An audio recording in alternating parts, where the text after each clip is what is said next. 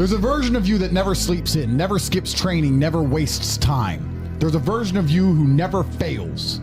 It is waiting for you. Genuinely ask yourself a question, you at home. If you had done those things for the last 2 years, you never skipped a training, you never wasted time, you never scrolled TikTok, you never sat aimlessly on the internet typing in garbage, never played video games, you never wasted time. You never skipped training, you were training every single day. You never slept in, you were never lazy. There's this version of you. Imagine the person you would be. Genuinely imagine what you would look like. Imagine where you would live. Imagine the car you would drive. Imagine how much your woman would respect you. Imagine the love you would see in her eyes when she looks at you with adoration like a king. Imagine your existence.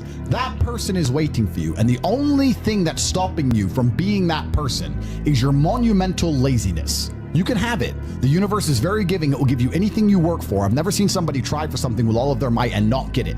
The only people who do not have the things they want are the people who do not try for them. I've never seen a person wake up and say, my only dedication in life is to solve a Rubik's Cube and fail. You are not stupid. You are not incompetent. You are lazy and arrogant. It's extremely important you understand that that person is waiting for you, and you are declining that version of yourself. In the multiverse, in the many different versions of the universe that exist, there is a version of you that does those exact things, and he is a greater person than you can even fathom. You can transform yourself into that guy. You can be a top G. That's exactly what I did. I knew who I was going to have to end up being before I became that person. My brother and I are not from rich families. We are not from advantaged beginnings, but I knew I had to be a big, strong, fighting billionaire. That's what I knew I had to be. Discipline is the key to success. If you cannot force yourself to do something you don't want to do, how are you ever going to put yourself through the suffering required for greatness? If you cannot force yourself to train when you do not want to train, if you cannot force yourself to work when you don't want to work, if you can't force yourself to not log into Pornhub or force yourself to eat right, how can you possibly ever become a monumentally successful person if you cannot control yourself long enough to do what must be done as opposed to what you feel like doing? The only people who get to live their lives based on how they feel are women and children. Children can cry because they feel like crying, as can a woman. A woman can start an argument because she feels like arguing, as can a child. A man must do what he is supposed to do irregardless of how he feels. That is the key component to masculinity, is discipline. If you do not have the discipline to dedicate yourself to anything, you are going to fail and be crushed by the people who can. If you only go to the gym when you feel like going to the gym, you're never going to be as strong as the people who go to the gym when they don't feel like going to the gym. That is a reality of life. So, I train every single day. I've actually heard from some people saying, you overtrain. And I explained to them, one, I don't believe in rest. I'm not you. I'm not pussy, and I'm not broke like you are, Mr. Fitness Trainer, standing around the gym teaching people for $50 an hour. I don't need to listen to you. Secondly, I don't train because I want to get bigger. I train every day because it is difficult to train every day. It hurts. I don't want to. I wake up and I'm busy. I have other things to do. I don't feel like doing it, so I force myself to do it 7 days a week, 365 days a year, so that I know I'm the kind of person who can do what he doesn't want to do when it needs to be done. I am that man, and it's more of a mental exercise than a physical exercise at this point. How can you ever outcompete me if I can force myself to do the things I don't want to do and you cannot? Discipline is absolutely essential for success, and you need to get very comfortable and very used to the idea of understanding that on your path to greatness, there are going to be long periods of time where you hate what you are doing, where you are dissatisfied with the actions you must undertake, where you are tired, where you are stressed. That is why it is difficult. That is why most people won't make it. If the path was easy, everybody would walk it and it would lead nowhere. 100 people start the path, 99 fall off because it is difficult, and the one person who makes it to the end gets the gold. If all 100 made it to the end and the gold was divided by 100, it wouldn't even be worth anything. The difficulty gives it value. The fact that it is difficult to do is the key component into the fact you want it in the first place. If it wasn't difficult, everyone would have it and you wouldn't want it because no one would respect it. It's supposed to be hard. Life is supposed to be hard. You're supposed to think this is terrible. You're supposed to suffer and smile through the pain regardless. Discipline is the key to success in all realms as a man. And if you lack it, you stand no chance. You can give most people a roadmap to success.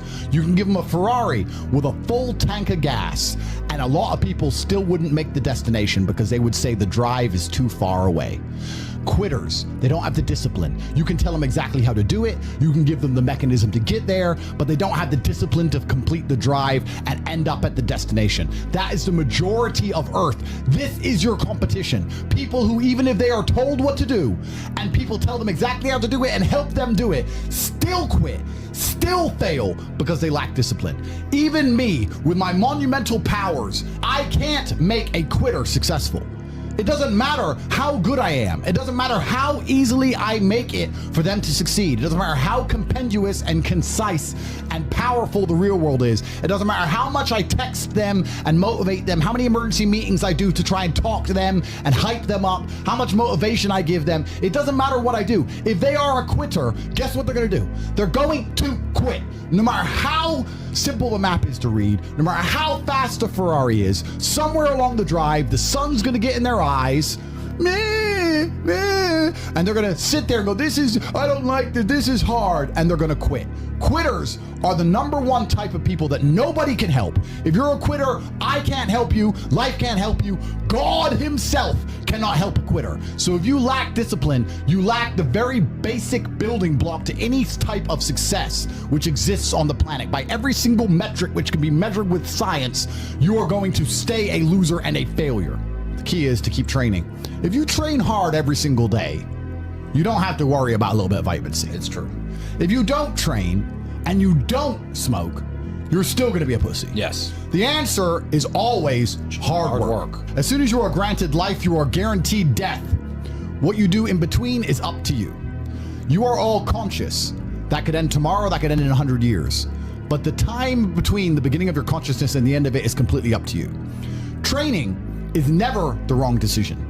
If you're in jail, you should train. If you are free, you should train. If you are rich, you should train. If you are poor, you should train. If you smoke, you should train. If you don't smoke, you should train. If you drink, you should train. If you don't drink, you should train. You cannot escape that hard work is always the correct decision. There is no time in any scenario when working hard is going to be the wrong answer. You should always try your very best in all things. I will smoke 10 cigars a day and beat the shit out of you because I train harder than you can possibly fathom. Pain is an extremely important part of the equation. Pain is the elixir of success. When people say this bad thing happened to me and I'm suffering, I say good. It is pain which is required. It's one of the elements in the chemical reaction. If a chemical reaction requires 5 particular distinct compounds and you have 4 and you're missing 1, it simply doesn't work. Pain for a man is one of the most important elements in becoming successful. Batman is Batman because they killed his parents. If they did not kill his parents, he would not be Batman. You're supposed to suffer. You're supposed to take that pain. The worst thing that can happen to you as a man is you live a life with no pain in it. To be born into a rich family and have a nice easy life and be given money and you don't have to go to the gym and not have to train because you have bodyguards and sit around like a fuck up. You're going to be miserable and unhappy and a drug addict buying prostitutes. You're only going to have women who adore you. You're only going to feel confident in yourself and feel happy when you've been through hell and come out the other side. The pain is required, and you'll often notice that people who are better than you are people who have suffered more than you have suffered. So the person who is waiting for you, he requires your motivation. It also requires huge amounts of pain. So when bad things happen to you, do not sit at home and lament. Do not feel sorry for yourself. Instead, look in the mirror and say, thank you, God, for giving me one of the ingredients that is needed for the chemical concoction that is going to turn me into a superhero. Because pain is an extremely important one. In fact, it's one of the most important ones for a man. Everything is war. All of it. Sitting in the commute without losing your patience is war. Trying to find a way to escape your slave job is war. Keeping your wife happy and your children inspired is war. Training to become stronger than before is war. It is all war, and it cannot be avoided. And I'll tell you why it's war, because war is 2 opposing sides trying to achieve the same goal. 2 opposing sides want the same land or the same influence over X land. And the car you want, the Ferrari, you're not the only person who wants it. The reason it's so expensive is because others people want it. The girl you want, the beautiful woman, Everyone wants her. It is war. It is competition. Everything about life as a man is war. It is conflict because you are competing against the other men who want it the same, which is why discipline is such an important thing, which is why you must take the pain and add it to the concoction to become as formidable as possible. Life is war. This idea that you can go through life as a man and avoid war is probably the biggest mistake that most men make, because it is impossible for you to achieve anything significant without war. Running a business is war. Running a hotel, running a restaurant, running an online company, it's war. Training is war. Life as a man is war. You need to wake up and view it exactly as what it is. Everything I want, other people want. Everything I desire, other men are trying to get. This is a war and I must outcompete them. That is the best possible mental model you can have. Even in jail, it was a war for who could stay most calm, a war who could control their mind the best, a war for who could suffer the least. That is war. I was surrounded by people who lost their minds and I refused. It was a battle and I was successful. Life in and of itself as a man is a never-ending struggle and a never-ending battle. It is the constant of the human condition. Evolution requires pain. While others complain that they do not feel happy enough, I'm happy I'm struggling. I don't want to be happy. I want to be great. This is the beauty of life as a man. Do you understand? I don't care. I'm happy to be struggling. I wanted to fight. You wanted to win. I wanted to fight. That's the difference. You're concerned with winning. I wanted to just fight. And we're fighting. That is the beauty of life as a man, to be great. If you concern yourself only with being happy, you are once again acting like a female or a child. Happiness is fleeting. It doesn't even matter if you're concerned only with the hedonism of happiness. You're going to drink alcohol and go to parties and go to festivals and take drugs. I want to be happy. Who cares? I want to be great. I want to be great all of the time. And let me ask you a question as a man at home, genuinely, truthfully. Would you rather be a loser who's always smiling, a happy loser, or would you rather be a stressed winner? Because I'll tell you something about winners. Most of them are stressed. We are stressed. We're stressed. Putin is stressed. Genghis Khan was stressed when his messenger turned up after a 4-week ride with updates from the battlefront of Iran.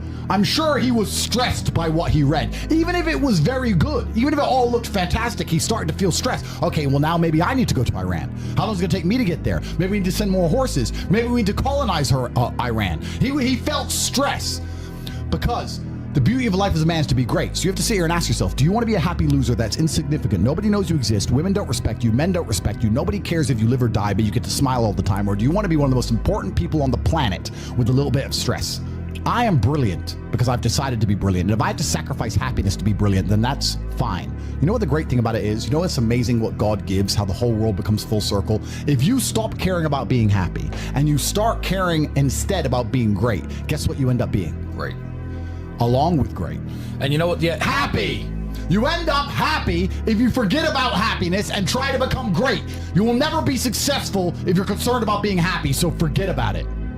I like to consider myself a wise old man, and I'm trying my best to encourage and instigate a revolution amongst the youth where men take absolute self-accountability and they believe in themselves and they take responsibility for absolutely everything. As a man, you are most formidable if everything is your fault. If it rains outside and you get wet, that is still your fault. Can you control the rain? No. Could you have brought an umbrella? Yes. You need to blame yourself for all things, the good and the bad. And by doing this, you take absolute self-accountability, which allows you to build a mental model in which you will find solutions, 1, 2, avoid trouble, because you know that anything bad happens to you is your fault, and 3, be the most fearsome competitor possible, because we're living in a very competitive world nowadays amongst the elites. The people who understand that you're living inside of a fish tank are trying very hard to get out, and you have to make sure that you can outrun some of them if you want to escape. It's an age-old adage. If a bear is chasing a group of people, you do not have to be the fastest one. You just have to be faster than the slowest. The slowest person is going to die. So as long as you're ahead of the majority of people, you stand a very good chance of avoiding slavery. Being a powerful man isn't always about furious anger and instilling fear. As enemies attempt to attack your energy and lower your vibration, understand this: power is untouchable. Power may notice, but it doesn't care. Sometimes power is simply not giving a fuck. Being a powerful man isn't always about furious anger and instilling fear, meaning sometimes it is. You need to retain the capability to instill fear with furious anger. A man who cannot do that is not a man. It is one of the cards you need to have in your deck. However, more often than not, when you're in a true position of power, you will play the alternate card, which I'm describing here, as simply not caring. How can you not give a fuck about things? So I'll tell you how. If you're filthy rich and you have a strong network of people around you who you trust, and you have a good family, and you have beautiful children, you have women who love you, and you have beautiful supercars, you live with your best friends in a compound, you have armed guards, and you're proud of yourself, and you're strong, and you train hard every day, and you're monumentally successful, and all of your dreams come true, and if you want something, you can instantly snap it up. You want a Pagani, you want a Bugatti, you want a $25 million apartment, anything you want, you buy. It's very easy to not give a shit about the opinions of people who don't have one fraction of your success. And what these people are trying to do is drag me, I'm using me as an example, but we can also use it for you. When you have true power, they're trying to drag you down. They're not trying to elevate themselves. They're trying to drag you down, which is a very different thing. Because it's amazing how God rewards those who are trying to build and create and elevate, and how it punishes those who are simply trying to destroy and be spiteful and negative. And these people are going to dedicate hours and hours and millions of hours of their life towards a certain cause. Thank you. To try and drag people down who they cannot affect because they're already too powerful and too large. And they're wasting their own human experience, and they're not progressing or advancing themselves in any way. They will stay brokies, and we will stay rich forever. So the lesson here is that you need to get to a position where ignoring people is a move in which you're guaranteed success. You can ignore people completely and they are benefiting you. And that comes from a position of power. And I think a lot of you at home right now, you may not be in our position, but if you're already working hard, you're already going to the gym, you're already training, you make sure that you're getting as much muscles as possible, as much money as possible, you're dedicated, you don't sleep in, you don't waste your time, you don't smoke weed, you don't play video games, you're focused on trying to become fantastic as a person. You can just ignore that girl. That girl who broke your heart or cheated on you, just ignore her. The most powerful move you can make is ignore her. Yeah, you could yell at her. Yeah, you could try and make her scared of you, blah, blah, right? That's not going to work. The powerful move is just to completely ignore her because you're on your ascent.